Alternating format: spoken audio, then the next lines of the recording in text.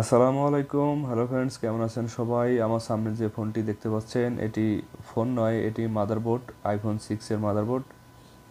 এই ভিডিওটি তৈরি করা শুধুমাত্র নতুনদের জন্য। আপনারা দেখলে ভিডিওটি শুরু থেকে শেষ পর্যন্ত দেখলে আশা করি ভিডিওটি অনেক কিছু বোঝার আসবে। আজকে কম্পোনেন্ট পরিচয় এবং আইসি চেনার উপায়, সেই বিষয়গুলো দেখানোর চেষ্টা করব। আমার সামনে এখন কম্পিউটার স্ক্রিনে যে বিষয়টি দেখতে পাচ্ছেন, এখন আমি বর্নিউতে দেখাবো এবং মাদারবোর্ডে নিয়ে দেখাবো। দুই দুই জায়গায় দেখানোর চেষ্টা করব। প্রথমত মাদারবোর্ড নিচের থেকে শুরু করি। প্রথমে দেখতে পাচ্ছেন আমি যেই অংশটিতে মাউস ক্লিক করেছি সেখানে স্পিকার এএমপি লেখা আছে, এটার মানে স্পিকার অ্যাম্পলিফায়ার। সেটি আমি এখন মাদারবোর্ডে নিয়ে যাব। মাদারবোর্ডে কোন জায়গায় এই স্পিকার অ্যাম্পলিফায়ারটা থাকে সেটি দেখাবো। এটি এটি আপনারা দেখতে পাচ্ছেন একবারে মাদারবোর্ড নিচের অংশে অপোজিট সাইডে স্পিকার অ্যাম্পলিফায়ার যে আইসিটি, এটি অডিও আইসি বুস্টিংয়ের কাজ করে। দেখতে পাচ্ছেন আমি টুইজারের ফ্রন্ট পাশ দিয়ে দেখানোর চেষ্টা করতেছি। এটি স্পিকার স্পিকার বাজানোর জন্য খুবই সহায়ক। তার উপরে দেখতে পাচ্ছেন ডাব্লিউটিআর আইসির কাজ, সেটা তো আপনারা জানেন কম বেশি সবাই। এটি আমি এখন বর্ণিত দেখাবো। ডাব্লিউটিআর আইসিটি আপনার মূলত নেটওয়ার্ক ফ্রিকোয়েন্সির কাজ করে থাকে। আর প্রত্যেকটা আইসির ডটটা কোন দিকে থাকবে সেই ডটটাও বর্ণিত সুন্দর করে উল্লেখ করা আছে, দেখতে পাচ্ছেন। এটি ডাব্লিউটিআর আইসি।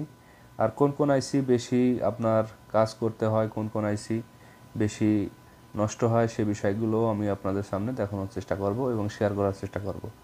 আর আইসির কম্পোনেন্ট পরিস্থিতি আমি শুরু থেকে শেষ পর্যন্ত প্রত্যেকটা মাদারবোর্ডের পার্ট বাই পার্ট দেওয়ার চেষ্টা করব, যাতে আপনারা আইসি পরিস্থিতি, কোন আইসি বেশি নষ্ট হয়, কোন আইসি চেঞ্জ করলে কী কাজ সমাধান হয়, সেই বিষয়গুলো যাতে আপনারা সহজে বুঝতে পারেন।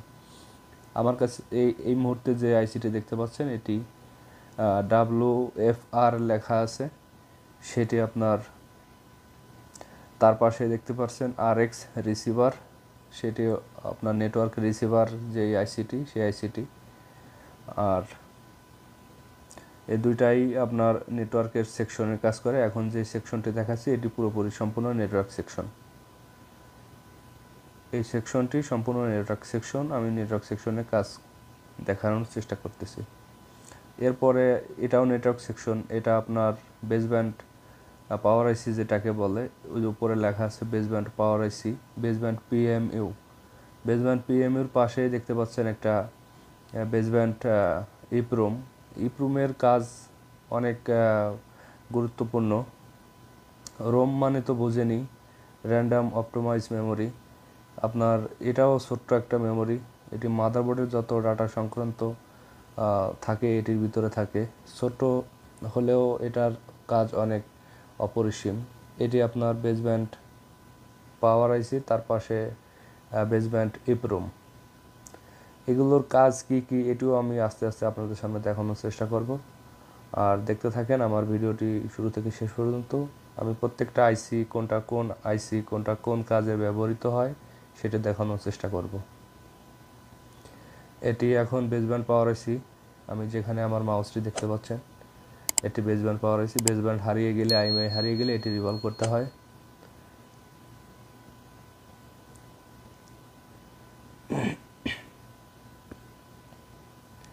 মাদারবোর্ডে দেখাচ্ছি এখন আপনার। তার নিচে ক্রিস্টাল আইসি, তার নিচে আছে আমাদের ডিসি টু ডিসি কনভার্টার এবং চার্জিং ইউএসবি আইসি। এখন দেখাবো ডিসি টু ডিসি কনভার্টার এবং চার্জিং আইসি। এখানে লেখা আছে চার্জার। এটা চার্জার যেটাই লেখা সেটি ডিসি টু ডিসি কনভার্টার। প্রথমত আমরা ব্যাটারি লাগাইলে ডিসি টু ডিসি কনভার্টারে হাজির হয়, তারপর এখান থেকে সাপ্লাই পুরো বোর্ডে এখান থেকেই সাপ্লাই হয়। আর তার উপরে যে গ্লাস আইসিটা দেখতে পাচ্ছেন এটিও মূলত রেজিস্ট্যান্সের কাজ করে। এটি বাইপাস হয়ে আসার পর ডিসি টু ডিসিটি কনভার্টে আসে।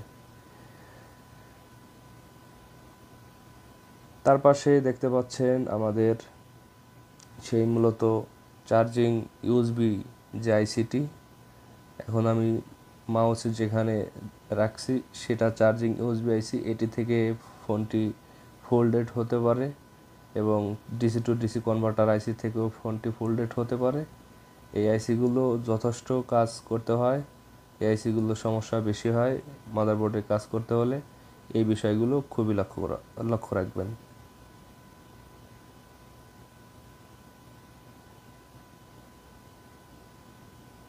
তারপরে আমাদের এসকে হাইনিক্স লেখা যেটি, এটি আমাদের ন্যান্ড আইসি। আপনার আইফোনে ন্যান্ড আইসি বলে থাকে আর অ্যান্ড্রয়েড ফোনে ইএমএমসি বলে থাকে। আর এটি মূলত ন্যান্ড আইসি, মেমোরি আইসি যেটাকে বলে। এটি স্টোরেজ আপনার এটির ভিতরে থাকে।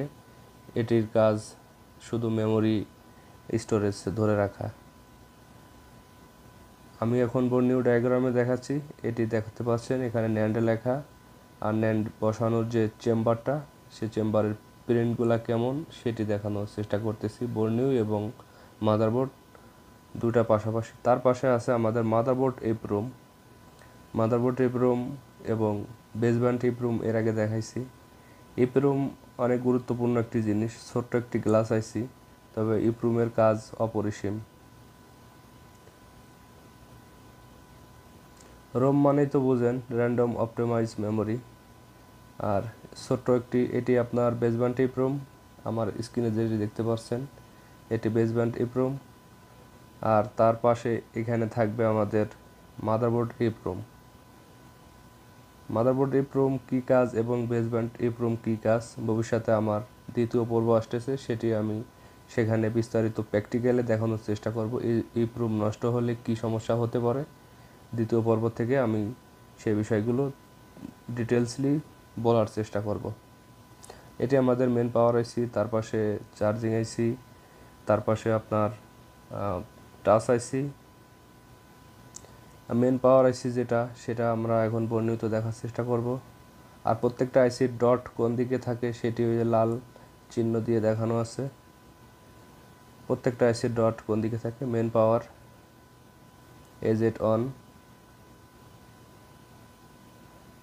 এখানে লেখা আছে কোমলোস, তারপরে মিশন, কোমলোস মিশন। এটি আপনার মূলত টাচ আইসি, টাচ আইসি হোয়াইট, এটি টাচ আইসি ব্ল্যাক, আর এটি মেন পাওয়ার আইসি। আপনারা ইচ্ছা করলে এটি স্ক্রিনশট দিয়ে রাখতে পারেন, আপনার ভবিষ্যতে কাজে আসবে কোনটা কোন আইসি। সেক্ষেত্রে আপনার ভবিষ্যতে আইসি চিনতে সহায়ক হবে। এই আইসিটি মূলত গ্রাফিক্সের কাজ করে, তবে এটি বর্ণিত লেখা নাই। দেখতে পাচ্ছিলেন এটি মূলত গ্রাফিক্স আইসি। গ্রাফিক্স আইসি আরেকটাও আছে, সেখানেও আমি দেখানোর চেষ্টা করব। আর এটি যে আইসিটি, সেটি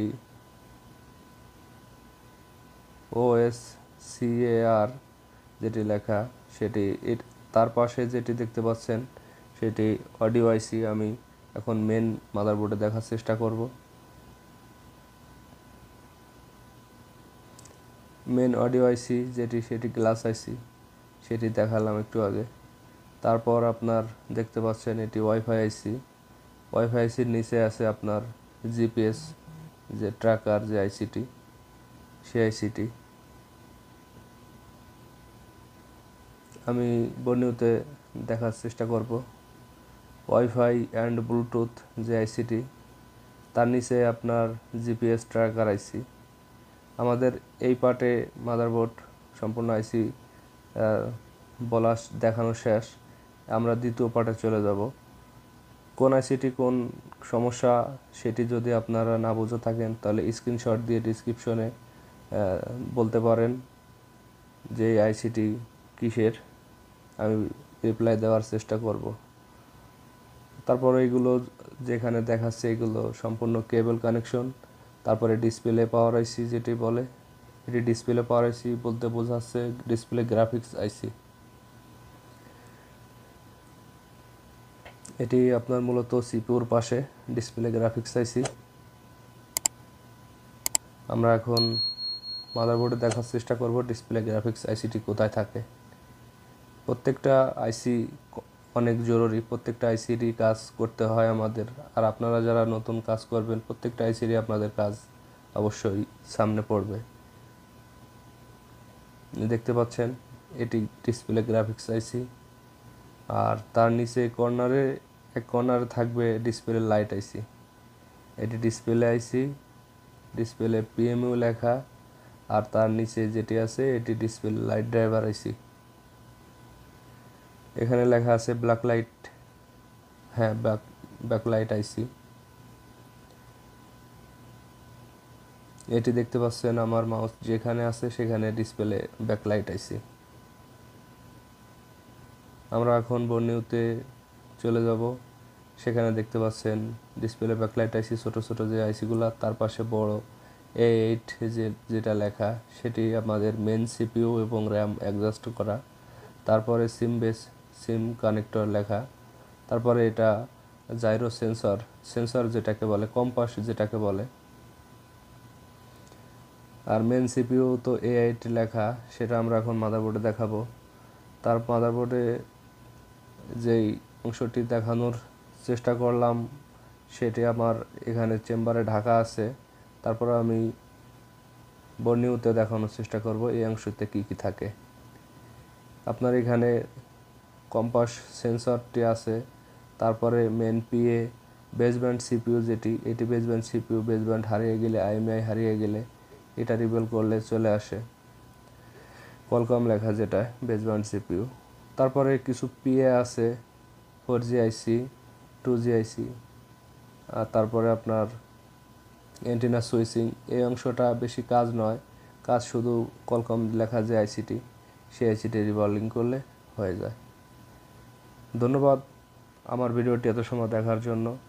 আর আপনারা যদি আইফোনের কম্পোনেন্ট বিষয়ে আরও কিছু জানার থাকে, আমার প্রত্যেকটা লেসেন বাই লেসেন আমি ভিডিও দেওয়ার চেষ্টা করব। আশা করি ভিডিওটি দেখলে আপনারা অনেকেই নতুন যারা আছে তারা উপকৃত হবেন। ধন্যবাদ, ভালো থাকবেন এত সময় আমার ভিডিওটি দেখার জন্য। আমার ভিডিওটি যদি আপনারা ইউটিউবে দেখে থাকেন তাহলে চ্যানেলটি সাবস্ক্রাইব করবেন, আর যদি ফেসবুকে দেখে থাকেন তাহলে শুধু একটা লাইক দিলেই যথেষ্ট।